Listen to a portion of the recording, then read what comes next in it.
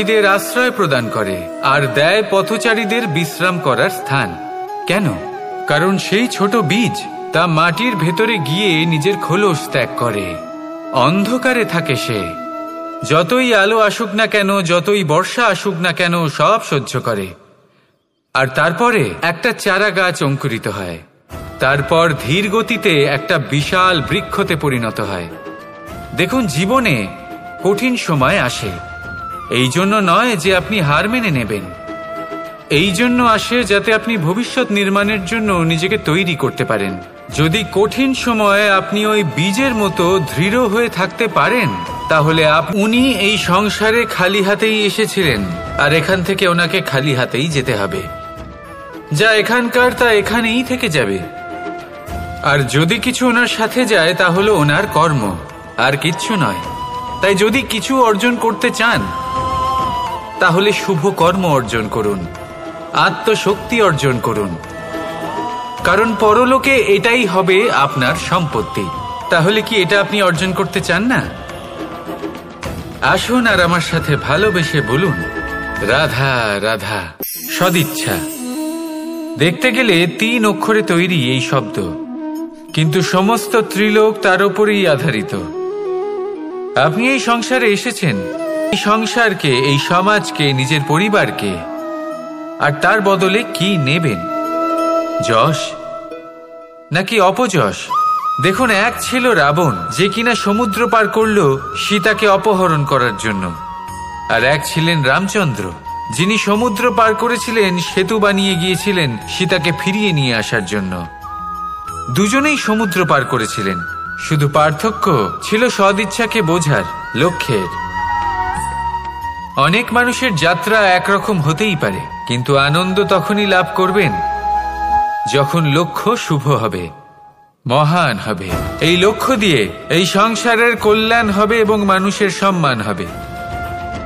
যদি আপনার সংকল্প উচিত হয় তাহলে আপনার লক্ষ্য উচিতই হবে, নয়তো শুধুমাত্র বিনাশ হবে। আর উচিত এটাই হবে যে বিনাশের হাত থেকে যেন নিজেকে বাঁচানো যায়, কি বলেন? তাই জীবনে যে লক্ষ্য স্থির করছেন, মনে রাখবেন তা যেন শুভ লক্ষ্য হয়। যদি এরকম হয় তাহলে আপনার যাত্রা, আপনার জীবন দুটোই শুভময় হবে। আসুন আর আমার সাথে ভালোবেসে বলুন, রাধা রাধা। সুরক্ষা। এই সুরক্ষা আসলে কি? এটা কি কোনো কবচ নাকি কোনো সীমা? এই সুরক্ষা আসলে অন্য কিছু। আমাদের মাতা পিতা, আমাদের প্রিয়জন, আমাদের বন্ধু, এই সমাজ, আমাদের শুভাকাঙ্ক্ষী, আমাদের আত্মীয়, এনারা সবাই আমাদের জীবনে কোনো না কোনো ভাবে সুরক্ষা দিয়ে থাকেন, একটা কবচ দিয়ে থাকেন কোনো না কোনো রূপে। কিন্তু দেখতে গেলে আমাদের পরাক্রমের পথে, আমাদের বীরত্বের পথে, আমাদের সাহসের পথে এই সুরক্ষাই সব থেকে বড় বাধা হয়ে দাঁড়ায়। একবার ভেবে দেখুন, যদি আপনি কোনো সুরক্ষাই না পান, বা যদি আপনি এই সুরক্ষা ভেঙে এবারের সম্মুখীন আমাদের নিজেদেরই হতে হবে। আপনি বুঝে যান যে শত্রুর সম্মুখীন এবার নিজের বলের দ্বারা, নিজের পরাক্রমের দ্বারা, নিজের সাহসের দ্বারা করতে হবে। আর তখন আমাদের মনের মধ্যে এই শক্তি জাগ্রত হয়। এই শক্তি অন্তরেই বসবাস করে, শুধু এটা চিনে নিতে হবে, একে জাগরক। আসুন আমার সাথে ভালোবেসে বলুন, রাধা রাধা। কর্ম এবং ফল। দেখতে গেলে এই সমস্ত ব্রহ্মাণ্ড এই দুইয়ের মাঝেই স্থির হয়ে আছে। কর্ম করুন ফলের চিন্তা না করে, কিন্তু কি কর্ম করছেন সেই বিষয়ে ভাবাটাও অত্যন্ত আবশ্যক। নয়তো অনেক সময় আমরা এমন কর্ম করে ফেলি যা না চাইতেও বিষে পরিণত হয়, যা হয়েছে দুঃশাসনের সাথে, দুর্যোধনের সাথে, গুরু দ্রোণের সাথে। একজনের মানসিকতা উচিত ছিল না, একজনের বিবেক উচিত ছিল না, আরেকজন যে পক্ষ নির্বাচন করেছিলেন সেই পক্ষ উচিত ছিল না। আর যা কিছু ওনাদের সাথে হলো, আপনার, আমার, আমাদের সকলের সাথে তা হতে পারে। আমি বলেছিলাম কর্ম করুন, ফলের চিন্তা করবেন না, কিন্তু এই কর্মের বিষয়ে বিচার করে দেখাটাও ততটাই আবশ্যক। দেখুন, কর্ম করার উচিত প্রক্রিয়া ফলের চিন্তা না করা, কিন্তু যদি আপনার কর্ম শুভ হয় তাহলে তার ফলও নিয়তি আপনাকেই দেবে। সর্বদা কর্ম করার সময় এটা ভাবুন যে আপনার এই কর্ম এই সংসারকে, এই সমাজকে, আপনার পরিবারকে, আপনার আশেপাশের মানুষজনকে কোন দিশায় নিয়ে যাবে। যদি এটা সবার জন্য মঙ্গলময় হয় তাহলে কর্ম করতে থাকুন। আর হ্যাঁ, নিশ্চিত রূপে ফলের চিন্তা করবেন না। আসুন আমার সাথে ভালোবেসে বলুন, রাধা রাধা। মাত্র আমাদের তরফ থেকে অভিশাপ হয়, সামনের ব্যক্তিটির ওপরও নির্ভর করে। এবার সেই ব্যক্তি যদি এমন হয় যে ফুল আর কাঁটা এই দুই সমানভাবে গ্রহণ করতে পারে, তার কাছে অভিশাপও বরদানে পরিণত হয়। শেষ পর্যন্ত ব্যাপারটা দাঁড়ায় ভাবনা, চিন্তা, দৃষ্টিভঙ্গির ওপর। কারণ আপনার এই ভাবনাই সত্যি হয়ে সামনে আসে। তবু আমরা জানতে পারি যেখানে শেষ হবে সেখান থেকে একটা নতুন সূচনাও হবে। যা আজ আপনার কাছে আছে কাল অন্য কারোর কাছে যাবে, তারপরে তার কাছ থেকেও অন্য কারোর কাছে যাবে, তারপরে তার থেকেও ছিনিয়ে নেওয়া হবে। এই নিয়তির একজনের কাছ থেকে অন্যজনের কাছে আদান প্রদানের এই সময় হলো আপনার সময়। এই সময়ের সদ্ব্যবহার করুন, এই সময়কে বাঁচুন। আপনাকে শুধু এটাই সুনিশ্চিত করতে হবে যে আপনি কোন পক্ষে আছেন। আর সত্যি বলতে কি, আপনার জীবনের পরিণাম নির্ভর করে আপনার নির্বাচনের ওপর। পক্ষ হয়, এই পক্ষই যেন প্রেমের পক্ষ হয়।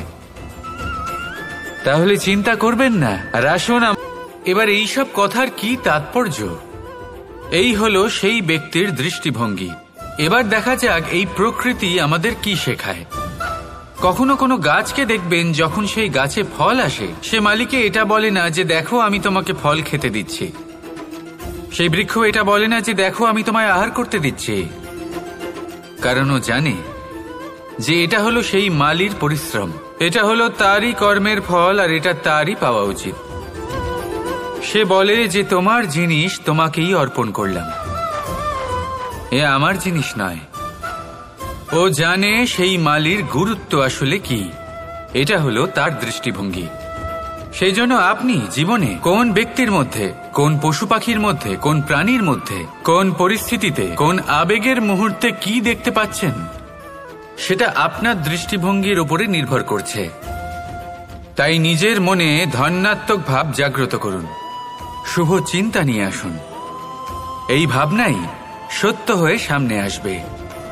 এই দৃষ্টিভঙ্গি এমন হয়ে যাবে যে আপনার জীবনে সবকিছুই শুভ হবে। তাহলে আসুন আর আমার সাথে ভালোবেসে বলুন, রাধা। আপনি এটা ভাবেন যে আমি কাউকে সুখী করে তুলতে চাই, কাউকে সুখ প্রদান করতে চাই, তাহলে তারও বীজ আপনার মনেই রোপণ হবে, বৃক্ষে পরিণত হবে, যার ফলও আপনিই পাবেন। সবার জন্য শুভ চিন্তা করে কর্ম করতে থাকুন, তাহলে আপনার সাথেও ভালোই হবে। তাহলে আসুন আর আমার সাথে ভালোবেসে বলুন, রাধা রাধা। সুখ আর অভিজ্ঞতা এই দুই জীবনে একসাথে কখনোই আসে না। মনে রাখবেন, যেখানে সুখ থাকে সেখানে অভিজ্ঞতা থাকে না। আর যখন এই সুখ আমাদের জীবন থেকে দূরে চলে যায়, সিঁড়ির, কিন্তু তাও প্রত্যেক মানুষ, প্রত্যেক ব্যক্তি শিখরে পৌঁছতে পারেন না। এর কারণ কি? কারণ একটা হতে পারে যে মানুষ কল্পনা করতে থাকেন কিন্তু সিঁড়ি খুঁজে পান না। কিছু মানুষ খুঁজে নেন কিন্তু তা পেয়ে এতটাই প্রসন্ন হয়ে যান যে তারপর আর কোনো কর্মই করেন না। খুব সোজা ব্যাপার। অনেক মানুষ সিঁড়ি খুঁজে পান না, আর যদি পেয়েও যান তাও যতক্ষণ না তাতে চড়ছেন সেই শিখরে পৌঁছবেন কি করে? যতক্ষণ না আপনি পরিশ্রম করছেন, যতক্ষণ না সেই সিঁড়িতে আপনি চড়ছেন, যতক্ষণ না ক্লান্ত হচ্ছেন, আপনার পায়ে হাঁটুতে ব্যথা না হচ্ছে, ততক্ষণ এই শিখরে পৌঁছানোর সৌভাগ্য লাভ করতে পারবেন না। তাহলে কল্পনার সাথে কর্ম করুন, পরিকল্পনার সাথে পরিশ্রম করুন, সব কিছু পাবেন। আসুন আমার সাথে ভালোবেসে বলুন, রাধা রাধা। সমস্যা, কঠিন সময়, সংকট, বিপদ কার জীবনে নেই? প্রত্যেকের জীবনে আছে। কিন্তু আমাকে একটা কথা বলুন, যদি নৌকায় ঢেউকে ভয় পেতে শুরু করে তাহলে সাগর পার করবে কে? কখনো কোনো ছোট্ট পিঁপড়েকে দেখেছেন যে আকারে হয়তো ছোট হতে পারে কিন্তু বড় শিক্ষা দিয়ে যায়? কিন্তু আমরা শিখি না। এবার দেখুন একটা পিঁপড়েকে যে ভোজনের খোঁজে বাইরে বের হয়, একটা ছোট্ট দানা তুলে নেয়, ছোট দানা তোলে কারণ তার থেকে বেশি, আবার খোঁজে, তুলে নেয়, আবার চলতে থাকে, পড়ে যায় আবার ওঠে, পড়ে যায় আবার ওঠে, সেই দানাটা রেখে দেয়, আবার বেরিয়ে পড়ে ভোজনের খোঁজে। পরিশ্রম করতে থাকে কিন্তু হার মানে না। এই শিক্ষাই তো আমাদের প্রাপ্ত করতে হবে।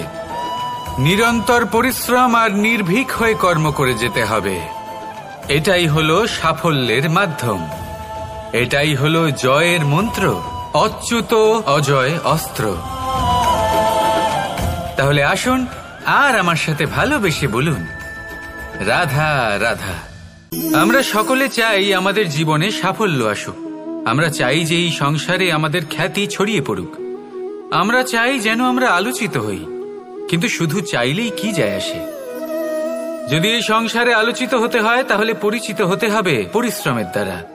যতক্ষণ না আপনারা পরিশ্রমের সাথে পরিচিত হবেন, সাফল্যের সাথে পরিচিত হবেন না। সংঘর্ষ করতে হবে প্রতিদিন, প্রতি বছর। জীবনের সব পরিস্থিতিতেই হয়তো নতুন নতুন বাধা আসবে, নতুন নতুন বিঘ্ন ঘটবে, কিন্তু এটা আবশ্যক নয় যে সমস্ত বিঘ্ন বিনাশের জন্য আসবে। কিছু বিঘ্ন আপনার পথ প্রশস্ত করার জন্য আসবে, আপনার পথ পরিষ্কার করার জন্য আসবে।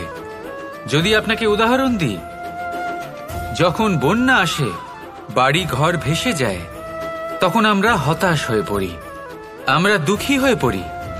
কিন্তু সেই বন্যাই আমাদের সেই ধরিত্রীকে এত উর্বর করে তোলে যে সেই উর্বর অংশ কাজে লাগিয়ে আমরা সেরকম আরো 10টা বাড়ি বানাতে পারি।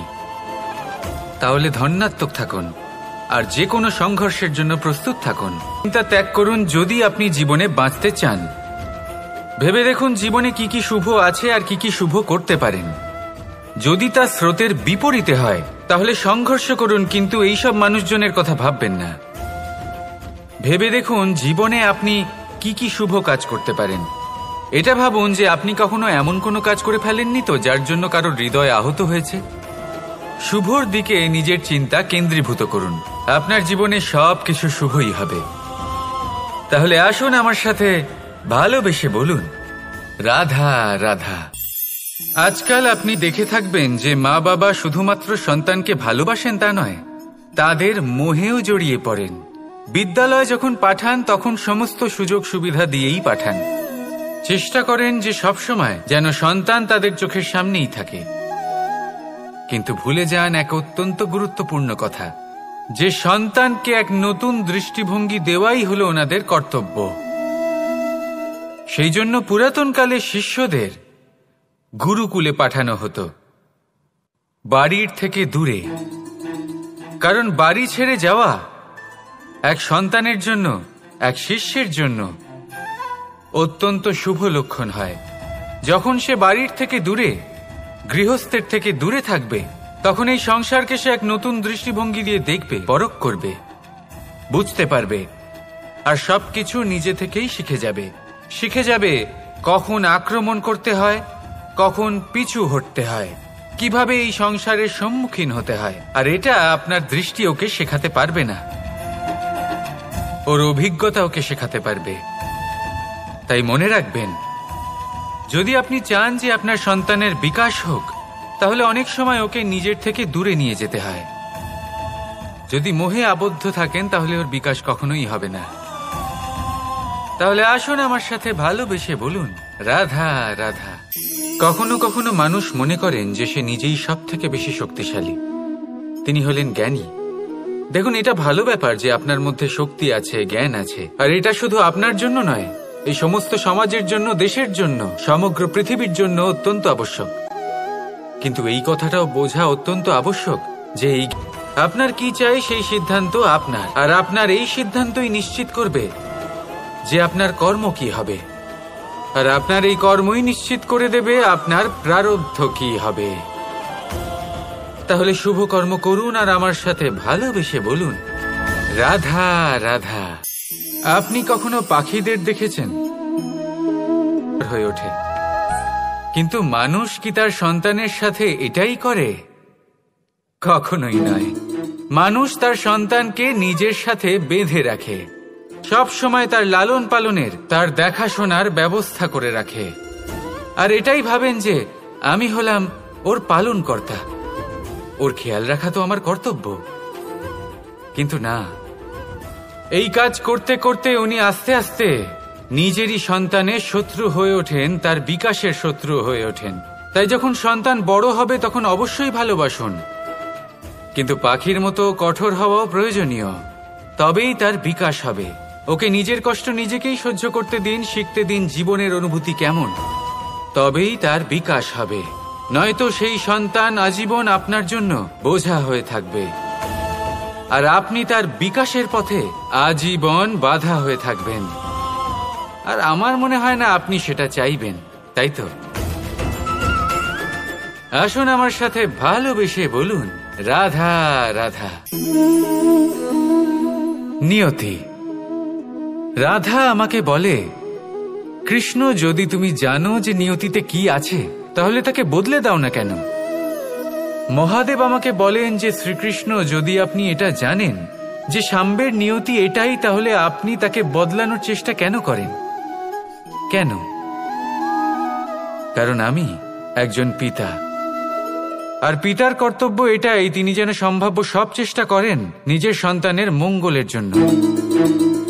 নিয়তি আমি জানি, কিন্তু এটাও আমি জানি যে কর্মের থেকে বড় আর কোনো নিয়তি হতে পারে না। অভিজ্ঞতাও রয়েছে যে কর্মের হাতে নিয়তির এই চক্র বদলে যেতে পারে। তাই জীবনে যদি আপনার কখনো এমন মনে হয় যে এটা তো অসম্ভব, তখনও চেষ্টা করা কখনোই ছাড়বেন না। কে বলতে পারে আপনারই কর্মের কোনো এক বীজ হয়তো নিয়তির চাকায় আটকে গেল, আর নিয়তিকে নিজের পথ পাল্টাতে হলো, ঠিক কি না? সেই জন্য নিয়তিকে ভাগ্য মেনে নিয়ে চুপ করে বসে থাকবেন না।